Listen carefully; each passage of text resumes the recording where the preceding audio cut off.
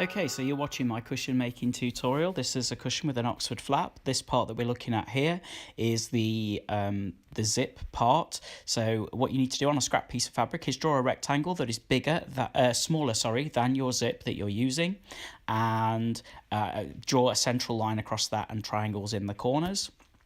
Then I'm going to pin that down to the right side of one of my halves of fabric. My fabric's just in a rectangle. As you can see, I'm using the pins facing outwards so that that doesn't shift on me, the velvet against the velvet.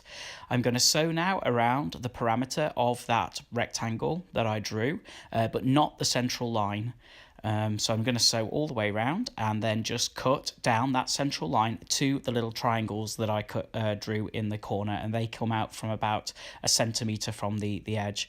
And then I'm going to cut down into the corners along those diagonals.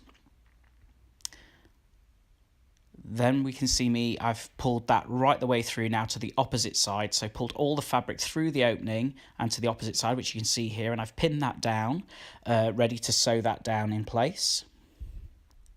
And then you can position your zip underneath that like this, and then make sure that your zip still opens, and then you're going to sew all the way around the line that you've just created, the sew line that you've just created. You might want to use a few pins as well just to pin that in place. And this is what the finished cushion looks like once I've basically sewn all around the parameter. The zip is all finished and in the center, which I'll show you just now. There it is.